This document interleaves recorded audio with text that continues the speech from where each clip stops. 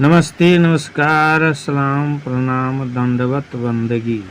इससे पहले आप सभी ने सुना कि किस तरह कबीर साहब शेख तकी के साथ दिल्ली गए, दिल्ली में क्या क्या हुआ, कमाल साहब कैसे मिले, आप सभी ने सुना। आइए अब आगे सुनते हैं कमाली का प्रसंग। किस तरह कमाली प्राप्त हुई कबीर साहब को। इसे सुनने से पहले आप सभी से अर्जी, निवेदन, विनती, प्रार्थना, सब्सक्राइब ज़रूर कर देंगे, लाइक कर दें, ज़्यादा से ज़्यादा शेयर कर देंगे। साहे बंदगी, धन्यवाद आप सभी का। सतगुरु कबीर का दिल्ली निवास एवं कमाली का प्रसंग है। मानिकपुर कबीर बसेरी बिजक रमैनी है। मानिकपुर कबीर बसेरी मद्दती सुनी शेख तकी केरी। दिल्ली के निराश एवं त्रास जनता को एक नए मार्ग का निर्देशक उपलब्ध हुआ। जो भी कहता था वह यही कहता था कि राम रहीम एक है, वह पानी पत्थर से परे है, वही सबकी आत्मा है। प्रतिदिन उसी का चिंतन मनन करना चाहिए, क्योंकि आत्मा से भिन्न कोई दूसरा तत्व नहीं है।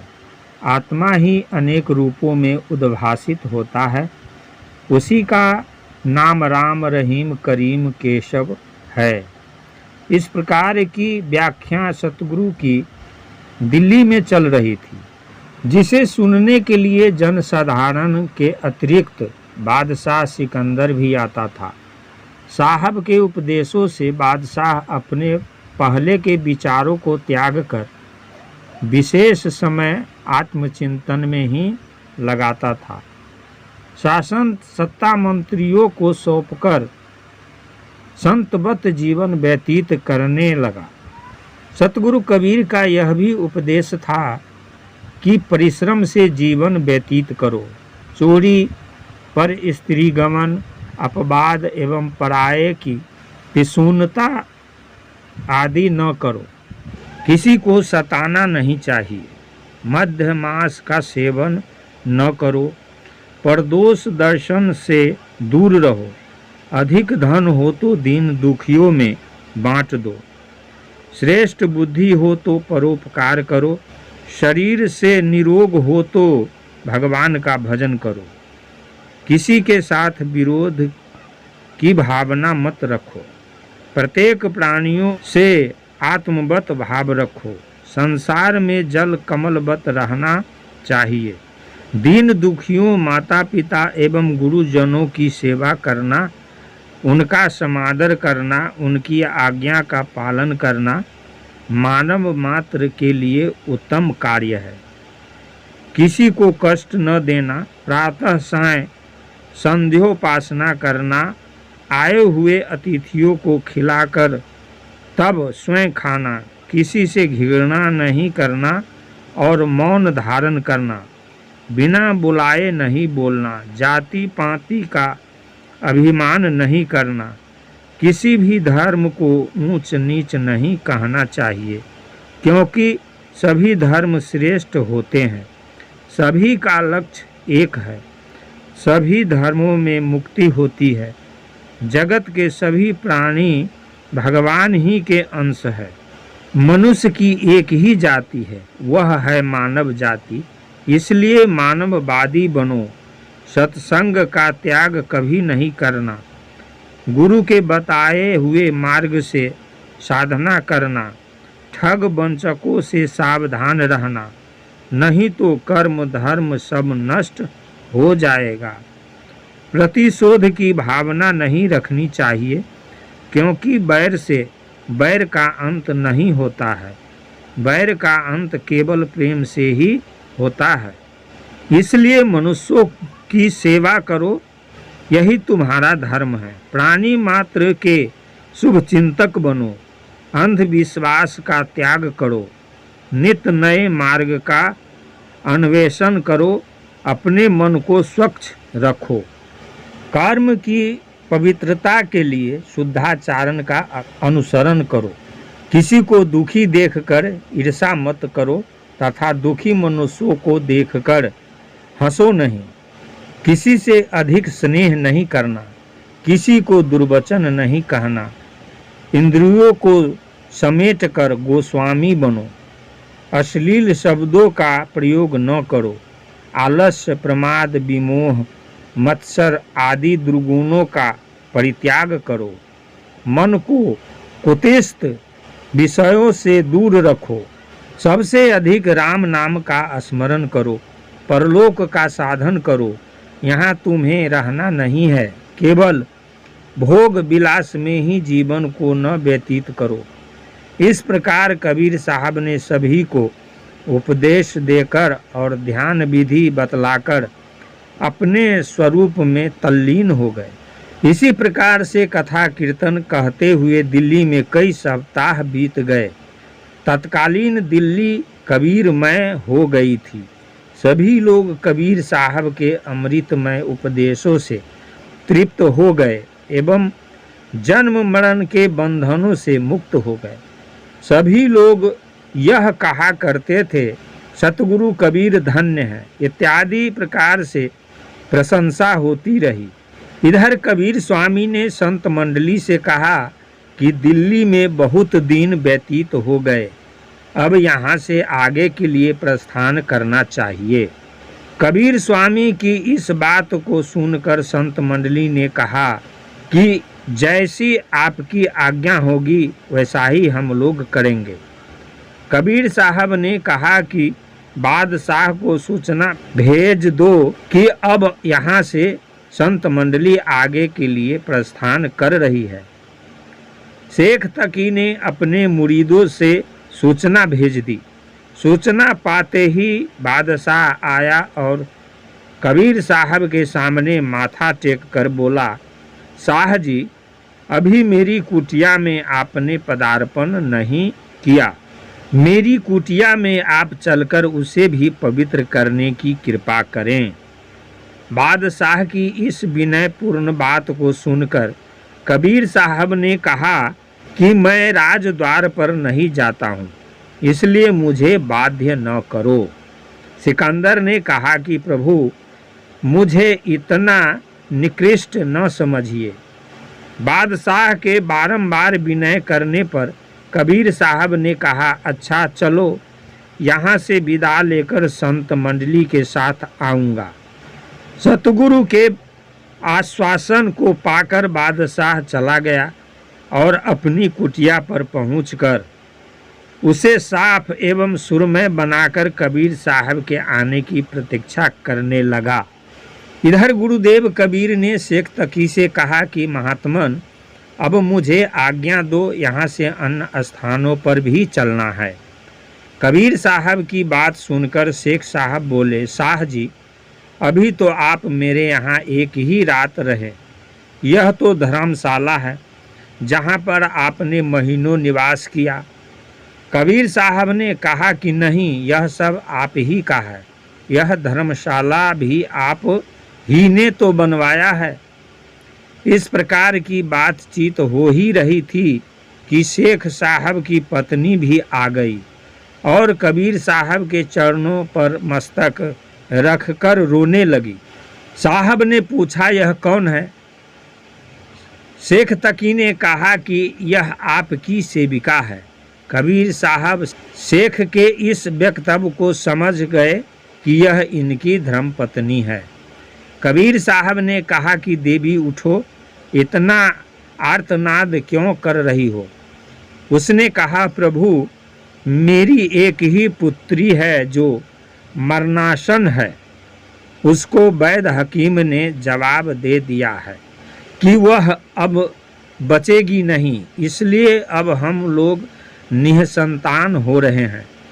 आपसे मैं भीख मांगती हूँ कि मेरी गोद खाली न हो। कबीर साहब ने कहा कि शांत रहो, वह मरी नहीं है और न मरेगी ही। उठो, जाओ, एक पात्र लाओ।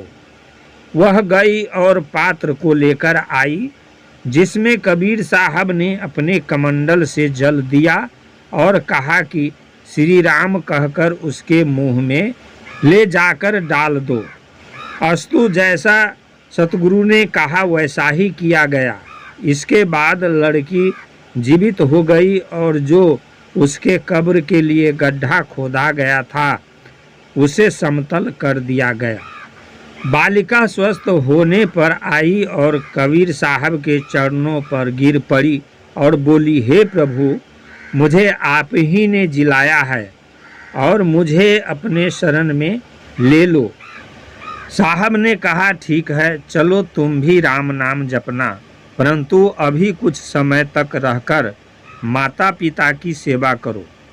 जब मैं घूमकर काशी आऊँगा तो तुम चली आना। यही सम्मति उसके माता की भी हो गई। उस लड़की का नाम उस दिन से कमाली पड़ा, क्योंकि कमंडल से जल का सिंचन हुआ था, इसलिए उक्त नाम उपयुक्त ही था। उपस्थित भीड़ जो कबीर साहब के जाने का समाचार सुनकर एकत्रित हुई थी, इस चमत्कार को देखकर आश्चर्यचकित हो गई। लोगों ने कहा, महाराज, कबीर ने कमाल कर दिए, आप धन्य हैं, धन्य हैं इत्यादि उद्घोष होने लगा। लोगों ने आपस में विचार विमर्श किया कि चलो हम लोग भी अपना अपना दुख उनसे सुनावे। कबीर साहब दयालु हैं, सुन लेंगे। नेत्रहीन, कर्णहीन, कुष्ठ रोग से पीड़ित, नंगे भिखारी बहुत से लोग आए और सतगुरु कबीर से अपना अपना दुख सुनाकर रोने लगे। सतगुरु कबीर ने कहा कि आप सब रो नहीं, सभी लोग ध्यान से एक बार श्री राम कहो, तुम सभी कष्टहीन हो जाओगे। साहब के कहने पर सबों ने वैसा ही किया। एक बार श्री राम कहने से ही सबों का दुख दरिद्र दूर हो गया। सभी लोग आनंद के सागर में मग्न हो गए। इस चमत्कार को देखकर लोग बहुत प्रसन्न हुए और बोले कि कबीर साक्षात परमेश्वर के ही अवतार है, जो मनुष्य के रूप में हम लोगों को दर्शन देने आए हैं। बिना ईश्वर के इतनी शक्ति मनुष्य में नहीं हो सकती कि हजारों रोगियों को क्षण मात्र में निरोग कर दे। इस प्रकार कबीर साहब की प्रशंसा चारों तरफ होने लगी। लोग जय कबीर कहकर नाचने गाने लगे। उक्त चमत्कार से दिल्ली के नागरिक और आसपास के लोग बहुत प्रभावित हुए और बादशाह सिकंदर भी उक्त चमत्कार को सुनकर दौड़ते हुए आया और हाथ जोड़कर कबीर साहब से प्रार्थना करने लगा कि हे परवरदिगार, यह कार्य आप ही के योग्य था, जो इस प्रकार आपने दुखियों को त्राण दिया है। आप अपने वचन को पूरा करने के लिए मेरे घर को चलकर पवित्र कर दे। सतगुरु कबीर ने कहा कि राजन, मैंने राजद्वार पर नहीं जाने की प्रतिज्ञा की है, इसलिए मेरी प्रतिज्ञा भंग न करो। मैंने केवल दीन दुखियों के यहाँ जाने का व्रत लिया है, इसलिए मैं गरीबों के यहाँ जाकर रहता हूँ और उन्हीं के अन्न को खाता हूँ। तुम्हारा अपमान न हो इसलिए मैंने तुमसे चलने के लिए कहा था। यह दिल्ली तो तुम्हारी ही है, इस समय तुम भारत के शासक हो, इसलिए मैं जहाँ जाता हूँ वह तुम्हारा ही घर है।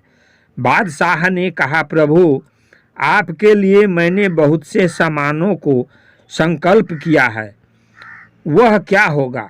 कबीर साहब ने कहा कि उस सामान को दीन दुखियों में बांट दो। इतना कहकर कबीर स्वामी ने दिल्ली से प्रस्थान कर दिया।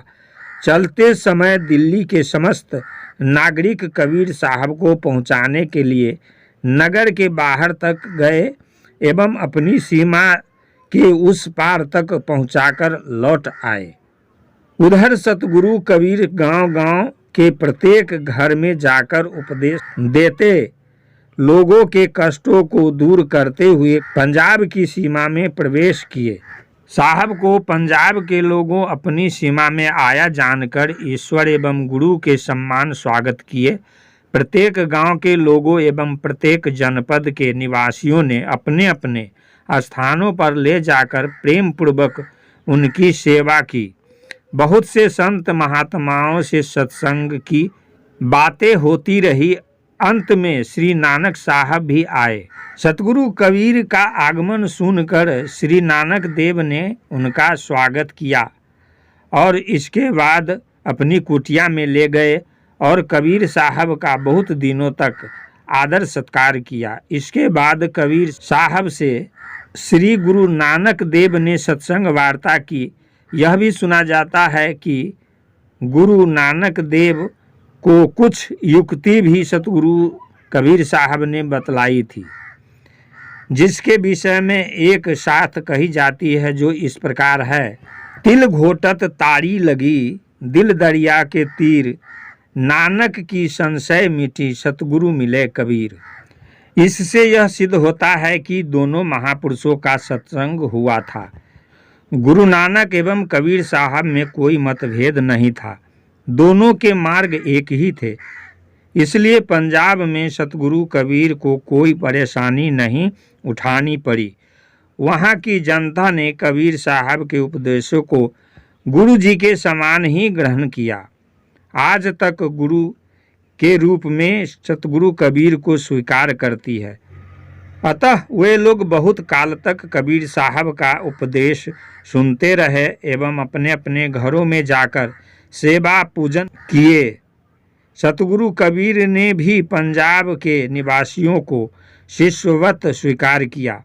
इस प्रकार पंजाब के लोगों को उपदेश देने के बाद सतगुरु कबीर कश्मीर प्रदेश और हिमालय प्रदेश की गहन गुफाओं में रहने वाले संतों से मिले और उन्हें उपदेश दिया। हिमालय की कंदराओं में जहाँ पर 100 वर्ष के योगी एवं तपस्वी निवास करते थे, जो तपस्या में लगे हुए थे, जिनकी कभी कुंडलिनी भी जागृत नहीं हो पाई थी, जो हिमालय की कंदराओं में रहकर संयम नियम में लगे हुए थे। कुछ लोग शरीर को सुखा रहे थे, कुछ लोग खेचरी मुद्रा में ही लगे हुए थे, कुछ लोग वेद पाठ से ही मुक्ति मानते थे, कुछ लोग हठ योग का आश्रय लिए हुए थे। इत्यादि प्रकार से उपयुक्त क्रियाओं कलापों में हिमालय के योगी पड़े रहे। कबीर साहब ने हिमालय के सभी योगियों को इस प्रकार की दशा को देखकर कहा, बीजक की साखी है, जो खोजो सो उहमा नाही, जो खोजो सो उहमा नाही, सो तो आही परम पद माही। उक्त पद को सुनकर सभी लोग चिंता में पड़ गए। कबीर साहब सबको चिंतित देखकर सभी के हृदय स्थल में प्रकट हुए और सभी के अंतस्थ अज्ञान को भगाकर सूर्य रूपी ज्ञान का उदय कर दिया। सतगुरु कबीर ने कहा कि आप तपस्वियों एवं योगियों को सहज योग सीखना चाहिए। उक्त महात्माओं ने कहा कि हे प्रभु, सहज योग हम लोगों को सिखला दीजिए। इस प्रकार सतगुरु कबीर ने सबकी इच्छा एवं सभी के निर्मल मन को पहचान कर सहज योग बतलाना आरंभ कर दिया। कबीर साहब ने उन सिद्ध योगियों से कहा कि आँख कान को न मूंद कर मन पर आरूढ़ हो जाओ और मन को श्वास के साथ लगा दो। कुछ देर के बाद मन अपने आप बाह्य विषयों से खिंच जाएगा और अंतरंग हो जाएगा। उसके बाद स्वरूप में मन की गति हो जाएगी एवं वासना मिट जाएगी। तत्पश्चात जन्म मरण का भेदन हो जाएगा और परम शांति स्वरूप में युग युगांतर परम आनंद का अनुभव करता रहेगा। बोलो सतगुरु श्री राम। इस पर सभी ने राम नाम का उद्घोष किया और सभी को स्वरूप का ज्ञान हुआ। सभी लोग जय कबीर सत्य कबीर जपने लगे। नमस्ते, नमस्कार, सलाम, दंडवत, प्रणाम, बंदगी। अभी आप सभी ने सुना कि किस तरह कबीर साहब दिल्ली गए, दिल्ली के सभी भक्तजनों को उपदेश देकर सभी को कष्टों से मुक्त किया और कमाली किस तरह हुई। फिर आगे मिलते हैं साहेब बंदी।